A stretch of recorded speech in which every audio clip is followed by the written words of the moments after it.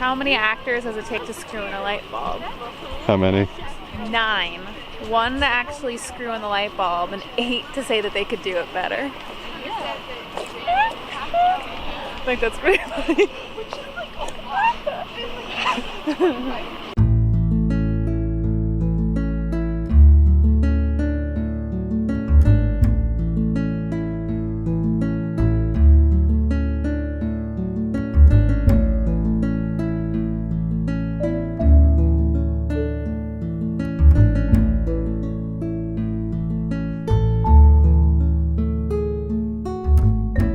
Well, growing up with my family, both my parents are doctors, which is cool. They're really smart, but it was very clear early on that I wasn't gonna be a scientist or any sort of academic, really. Very clear. That was very clear very early on. And it was cool because what I was doing was so different than what they pursued and any talents that they really have, which don't really lend themselves to creative arts or performing arts. And so everything I was doing was really impressive to them, and they were always really supportive just because they thought it was so cool. Like the fact that I could sing was cool, and the fact that I wanted to be on stage was exciting, and they were always my biggest fans in that way. So ironically, growing up, so I grew up in LA, and I was like discovered in malls like multiple times when I was a kid. And the first time I was 5, and a casting director saw me in a mall and wanted to put me in a McDonald's commercial. She was like, she's perfect, I want to cast her in it, she just needs to come in and read. They like told me what to say, and my parents were like so excited because like I'm like up for a McDonald's, like a national McDonald's commercial would have been worth thousands. And they told me what to say, and I looked them in the eye and I was like, that's stupid, I don't want to say that. I was 5 years old. We saw Hairspray on Broadway, and I was watching it and I was like, oh my God, that's what I want to do. I had never seen something so perfectly, because I was always a singer. I always knew I wanted to be a singer, but I never thought about musical theater because it wasn't really, it just never came up in my life at that point. But we bought the cast album after, and I remember that night in our hotel room, we had a little boom box, and I was sleeping in my parents were sleeping in the bedroom. There was like a little living room section with like a couch where I was sleeping, and there was a little boom box, and I put the CD in the boom box and I had it on the lowest setting just because I wanted to listen to it again. Yeah, so that was probably, and then soon after that I started doing musical theater. Okay, go!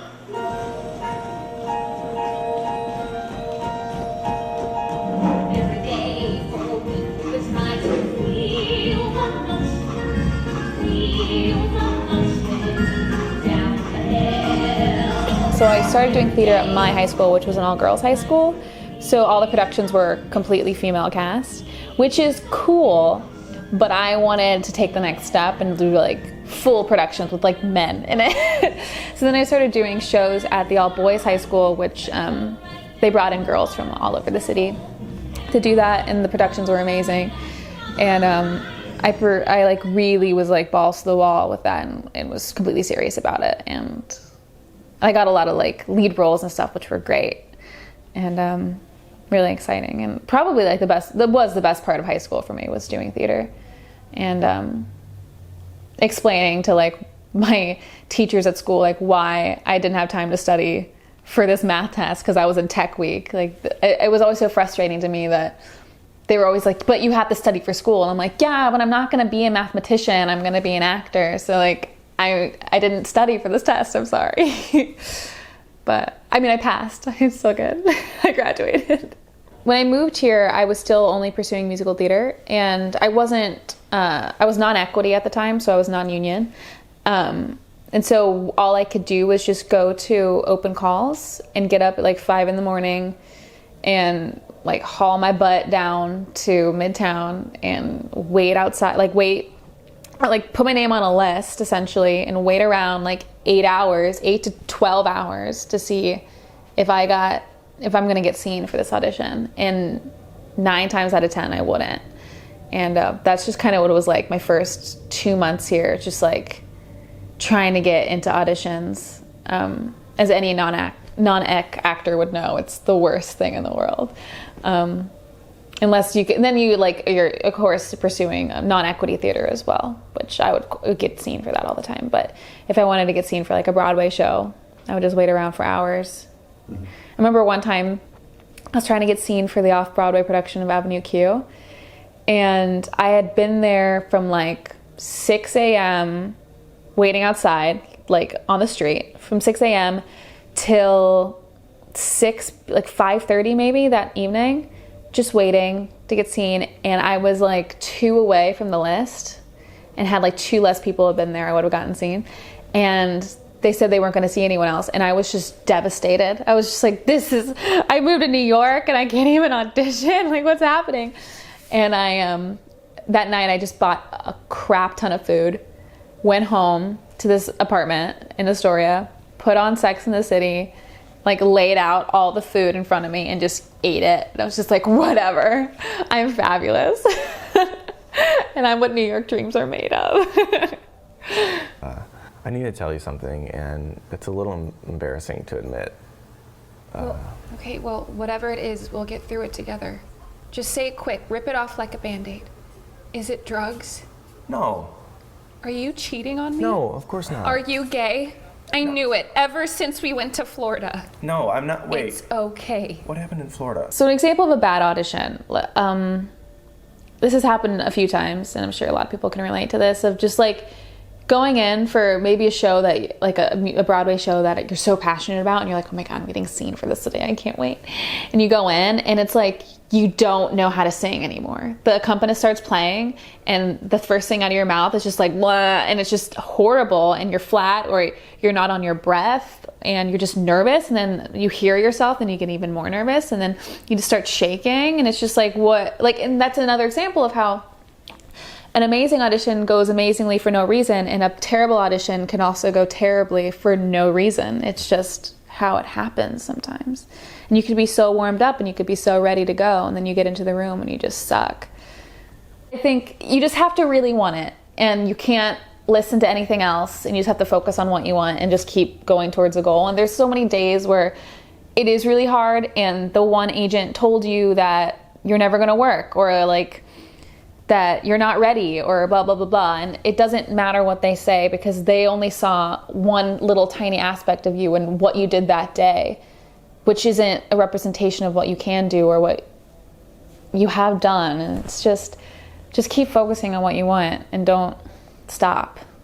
And like, if you have a really bad audition and something goes terribly, or someone says something horrible to you, like take a day to yourself and just chill out and just do something that you love to do, whether it be artistic or cooking, or go for a walk, or hang out with your friends, and just try to start over, hit reset, because those days are going to happen and there's nothing you can do about it. So just try to relax, I guess, and don't stop. For parents who are unsure of letting their kids go into the arts, I think what you need to really focus on is what's making your kid happy, because maybe this is just a hobby for them in high school, maybe this is just something that they're doing after school, but it might be bigger to them in a main, like, even if they do pursue acting and go to school for it and, you know, shift their whole lives for it, and they don't end up being an actor, it doesn't mean it was wasted time. I have lots of friends who I went to school with who are now pursuing other things, but they don't regret their degree, and they're all still wildly successful because of the background they had and what that brought to what they do now, and how it just made them present, well-rounded people, I guess. Yeah. So I guess for people who sit down and watch the Oscars and think that that's so far away and that they're never going to get there, I think, why not? Like, why not you? Like, every person who has won some sort of award for their craft, they started from nothing. It doesn't matter how old you are, starting from nothing, it doesn't matter. If you want to do it and you put everything you have into it and you just keep going, you're going to get there. So don't put a time limit on it. Don't for all you know, you could do it in a couple years. It might be 20 years and it might be 2. Like, amazing things have happened. So just do what you want. Don't worry about it. Just do what you want.